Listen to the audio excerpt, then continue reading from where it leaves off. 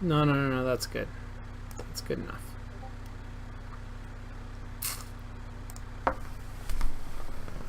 Hi, friends.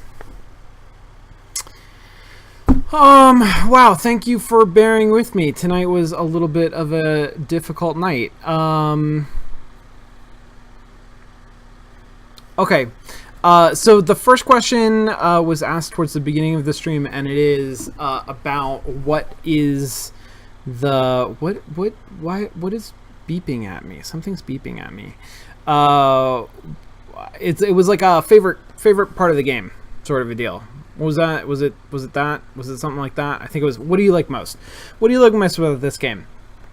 So I've said a number of times there are a bunch of things this game is doing that I like.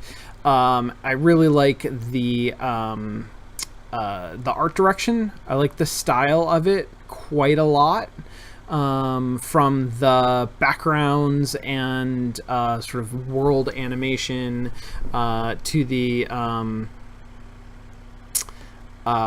character design. I like all of that. The way that sort of the art assets are structured, like the dialogue trees with these big colorful splashes to show emotional highlights.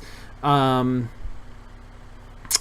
a bunch of structural things that I like about what the game is doing. I really like the take on basketball and how well that works, and we can talk more about that in a minute. But the thing that I like the most, because it is kind of a hodgepodge of a game, the thing that I like the most is the sense that I had early on, that I am carrying with me, although frankly it's not holding up as well as I was sort of hoping it would, that this game is taking a distinct approach to the presentation of a player character and the relationship between player and character.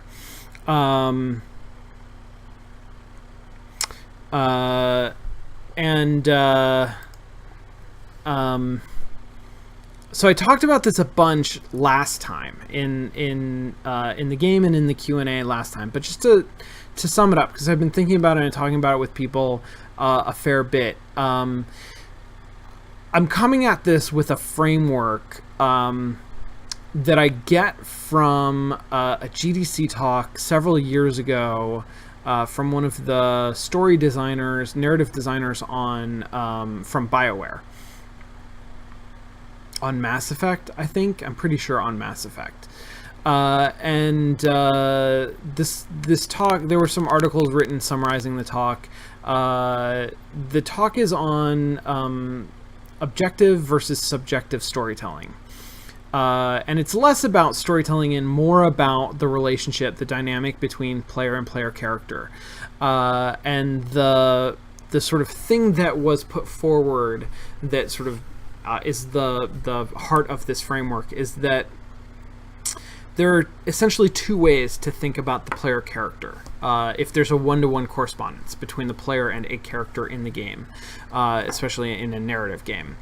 Either the player is the character, and the character is defined by and as the player, which is what would be called subjective storytelling or subjective character, or the character has an existence outside of the player's influence. The character has a defined backstory, has a defined personality that is defined by the game, not by the player.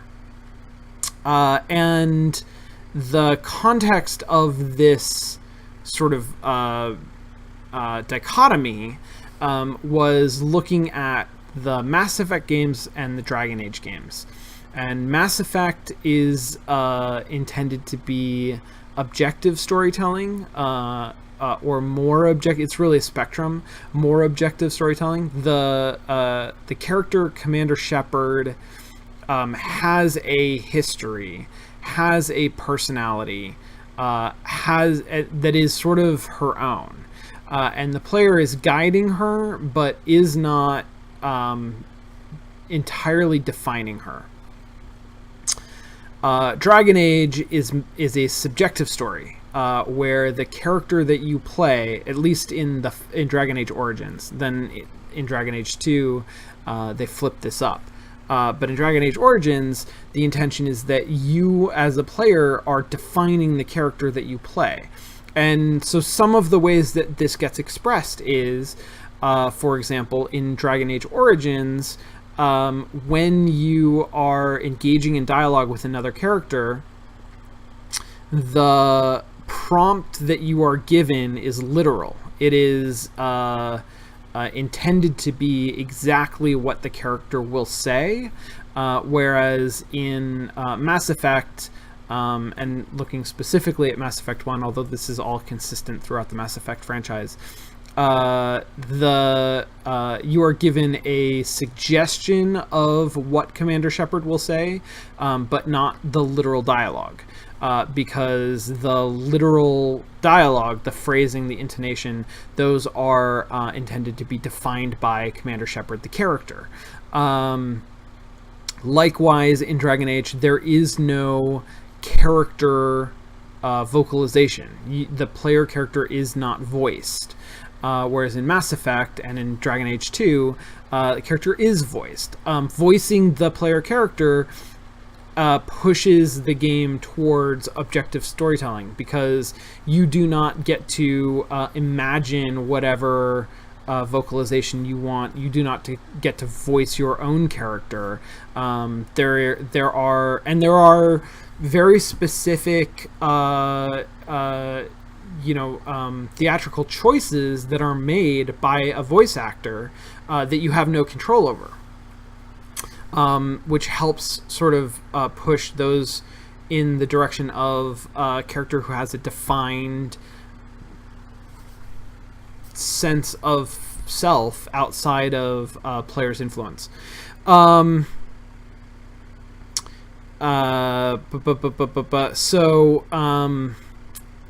Yes, so that's the framework. Looking at Pyre, how do we sort of understand Pyre within the context of that framework? Pyre is an objective storytelling game. The character that you are playing is a character with a backstory that you do not define, which in fact is not entirely known to you, who has attitudes and personality that are not entirely defined by you, and you are guiding her, but not defining her. However, it's not even using the techniques, but one of the characteristics of subjective versus objective storytelling is objective storytelling tends to create a separation between the player and the character. The character is a distinct entity, and therefore you separate those two ideas, those two things conceptually. As opposed to in subjective storytelling, you will do more to try to conflate the idea of the player and the character. The character is defined by the player. You want the player to identify as the character, and so you try to take those two concepts, remove the player's sense of self, or conflate it with the sense of that player character. This game has an objective character, a character with their own backstory, with their own ideas and personality, with a strong emphasis on presenting the having the player presenting the player with the subjective reality of that character. So it goes out of its way to really emphasize the senses, the like how the character is perceiving the world, how she feels about what she sees and what she says and what people say to her, her sense of what other characters mean or are up to, things that in traditionally you might like leave up to the player to imagine, especially well, no, just in general. You a lot of this is stuff that you generally would like leave up to the player's imagination, but it makes sense to present the sort of interior world of the character when you are trying to define that character as separate from the player, right? That character has their own identity. They are independently defined. They have some kind of interiority. Presenting that interiority to the player helps sort of define that character in a really round way. Most games don't do that, and so this game does that by in descriptions of things really emphasizing the way that the character feels about them, or what she senses about them, in dialogue choices providing context for all of those dialogue choices. And I felt this especially in the first part of the game. In this latter part of the game, I have definitely felt less like that is what's happening, that those contextual clues are less effective at giving me a sense of interiority and more just clarifying, I guess, what the different dialogue choices are. They have seemed less interesting and less helpful the couple of times that I used them today than they did in the first section. So in the first section, I felt this really strongly, and felt like this was something that the game was very much about and was like trying to do and frankly experimenting with and pushing forward in the medium, doing things that I had never seen a game do before that seemed to emphasize this in a particular way. I'm less certain that is intentional now, because it's not following up in a really, really strong way on those initial ideas. So that may not be what the game is trying to do, what it's about and what it's after. But regardless, I think there is still something really, really interesting there, and the game is playing in that space. And so I'm very interested in seeing what it does and what comes of it, because I think there's a lot of interesting potential in exposing more of an objective character, an independent character's interior sense and thought process. Creates an environment in which the player is better able to role play as that character, to get a sense of assuming the identity of a character rather than defining the identity of the character. And that's a mode of relation or relating to a player character that I'm super, super interested in. Separate question. Oh shit. Separate question. Why do you think you get so invested in this game? And this is interesting. So I feel like I get especially invested in this game in the sports sections, right? In the rights. This sort of little basketball mini game that goes on, and I mean that's a great question. I feel like it is really it's hitting a sweet spot for me in terms of cognitive load. And I mean, really, honestly, like sense of flow. Flow theory is, of course, oh Jesus, Csikszentmihalyi. Chick. I am missing a syllable in there, I think. A Eastern European person with a difficult to pronounce name wrote about a theory of flow. Flow is the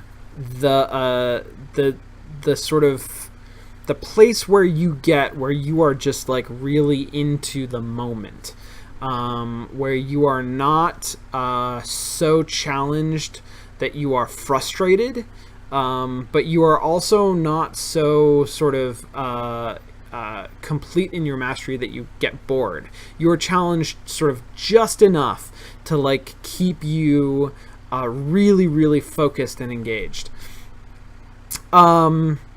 And I did not feel that in Bastion. I also like don't feel that typically in a lot of real-time games, in real-time strategy games. I very quickly get overwhelmed and stop having fun. I drop out of flow. I get frustrated. I can't keep track of everything that's going on and don't really want to. Bastion is not quite the same thing, although Bastion shares some characteristics with bullet hell games, which are bullet hell games don't interest me because there's too much going on. There's too much that I have to pay attention to on the screen and react to too quickly.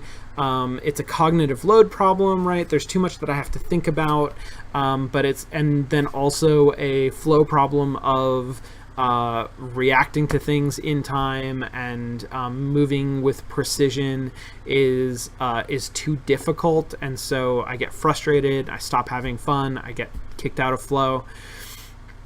There's a little bit of bullet helliness in Bastion, but there's a lot of like. I mean, I guess it is a lot of that. There's a lot of enemies that attack from different ranges across different kinds of terrain, and there's too much for me to look at all at once, to sort of be paying attention to actively. I have no fun with that. Obviously other people do, and that's great. This, for me, is somewhere in between Bastion and Transistor, which Transistor I loved because it's got a little bit of real-time play, but it is largely a turn-based sort of strategy game.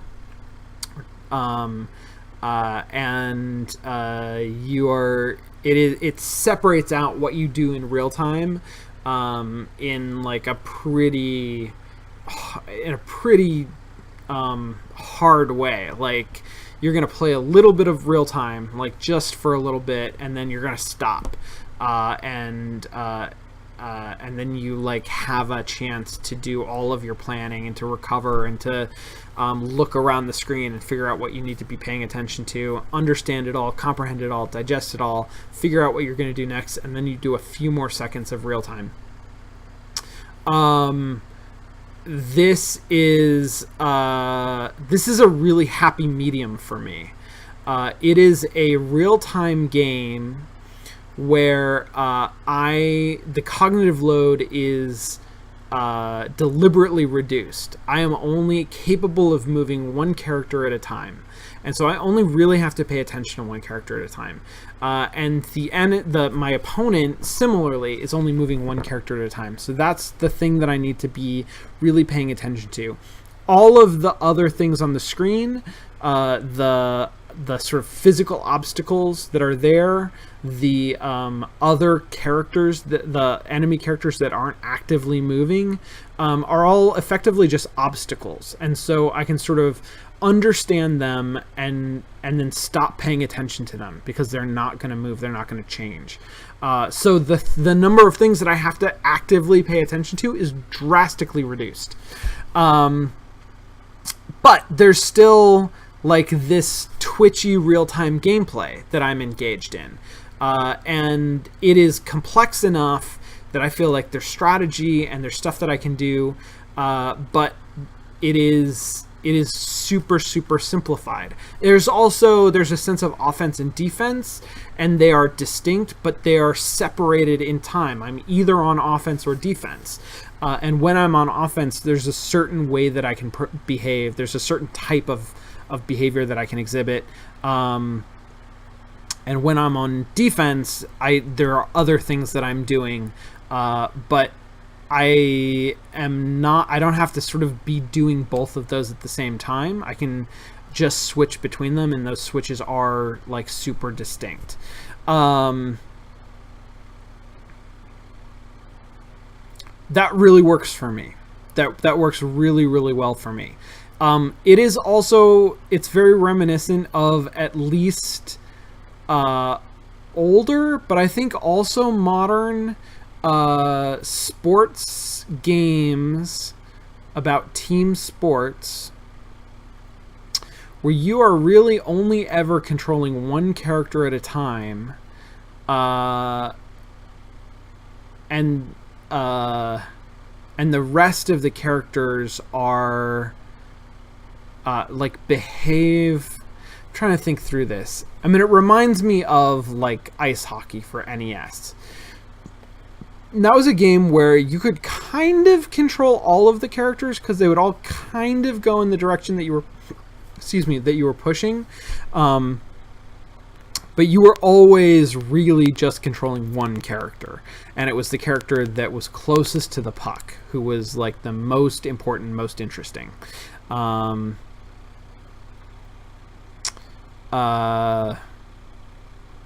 This has a little bit of a similar feel of taking a potentially complex game and stripping it down so that you can interface with it in a very, very simple way. Yeah. Okay. All right. Eve has a sarcastic question about me doing GDC this year, which I do not at this moment know, but I probably will be doing GDC because I typically do go up to San Francisco for GDC. I don't know that I will have a talk. It's not impossible, but Eve is submitting a bunch of talks and is putting my name on one of them, so I might be going with that. I think it's more likely that she is going to go and talk about play-by-play, and I will go and watch her talk about play-by-play. Here's a subversive question. Isn't this game better with Wyrms than dragons? So I haven't gotten to play much with the Wyrms, because I just got the worm, and then he like recused himself from the next match. I did get to play with him in that weird little interstitial segment where I just like immediately died. The big worm characteristic seems to be that they have or this character at least has a fast attack, whereas all of the other characters that have attacks, you have to like charge them up and aim them. This character, if you can sort of like run a circle around somebody, then you get effectively a free attack on them. I'm not sure how much I'm going to use that. I used attacks in this last match a lot more than I have previously, or at least than I did in the first match. So I can kind of see how that would be. I mean, I can certainly see how it would be useful, and I can see how it might come into play. I mean,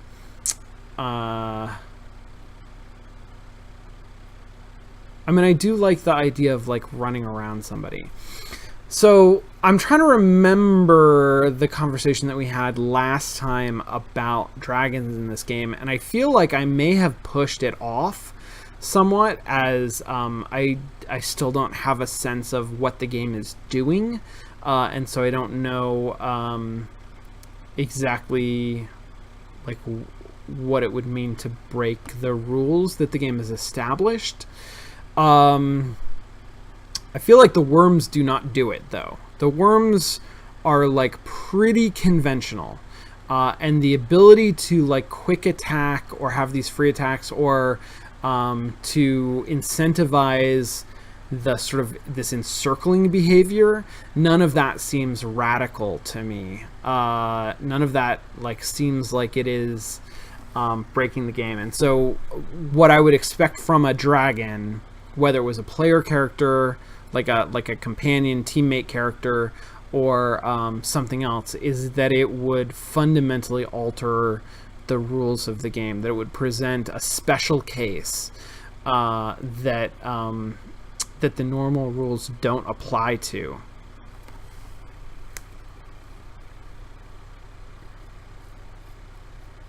And I guess it's true that, I mean, the Wyrm does that in a small way, and introduces the fact that, I mean, not really, but kind of introduces the fact that these characters can have like pretty different mechanics, and then the harp character, Pythagoras or whatever her name was,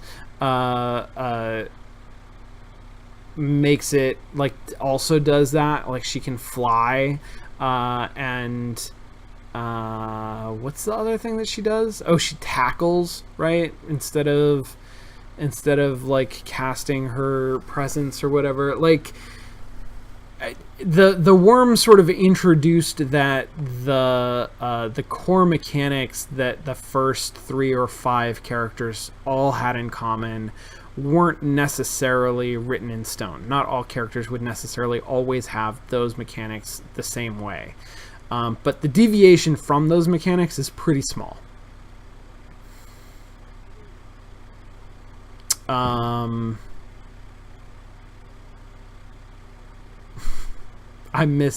mad I missed Gen Con this year. Maybe next year.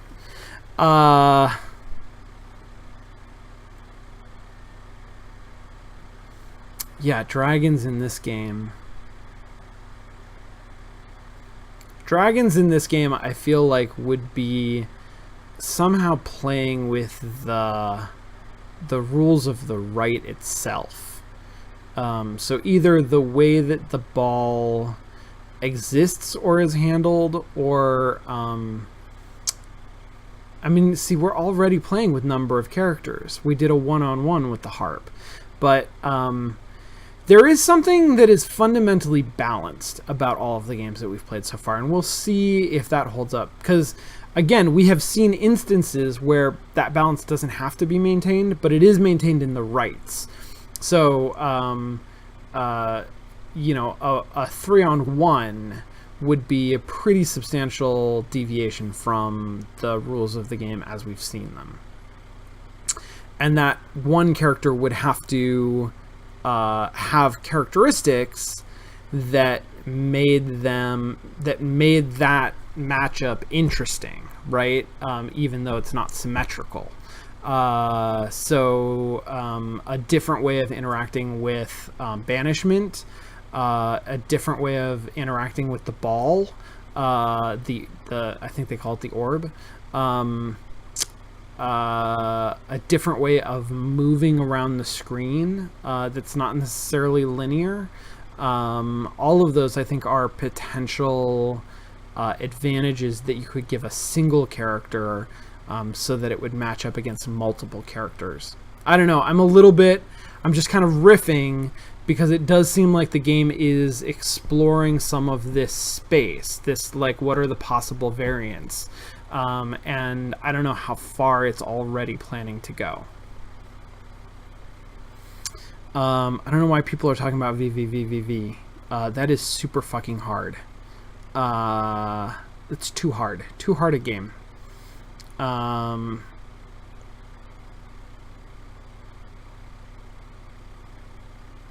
Okay. last questions. How are you liking the pace of the game introducing new mechanics? Is the tutorial match that comes with a new character holding up?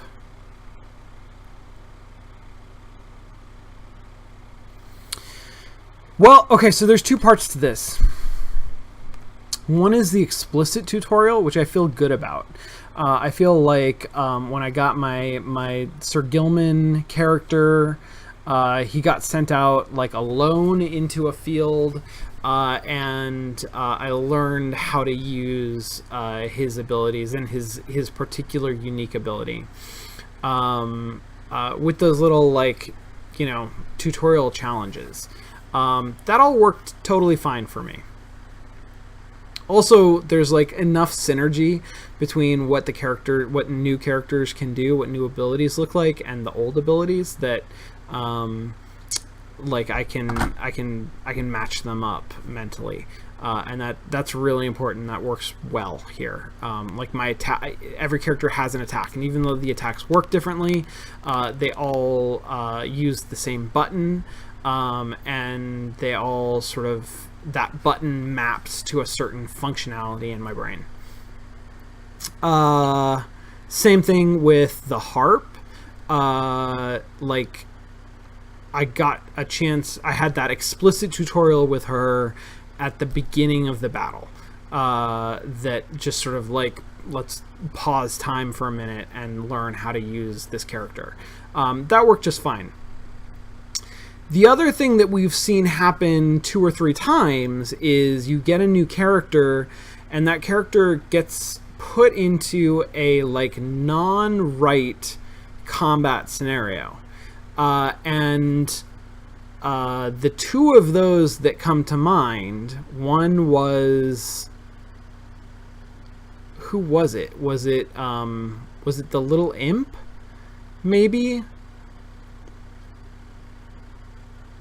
Or was it the dog? I forget which character it was that had to fight off like waves and waves of like goblins that came out of the dark. And this latest one of Sir Gilman having to fight other Wyrms. Those are not working super well for me, and they're working even less now that I feel like they're inconsequential. Now I sort of don't understand them. They seem like maybe they're intended to be an opportunity to practice the sort of the skills that you will use in the rites in a way, in an environment that is less consequential. But it actually feels quite different to me, and I think I'm going to go back to the cognitive load. In the rites, cognitive load is really, really simplified. There's only 2 moving actors on the screen. There's only 2 things that are changing that you have to pay attention to. In those interstitial scenes, at least as we've seen them, you have a single character, and that character is fighting against a bunch of other characters, and you sort of have to track all of those enemy characters and sort of, you know, pay attention to all of it, all over the screen, all over the environment, and move around to take care of it all, whatever that means.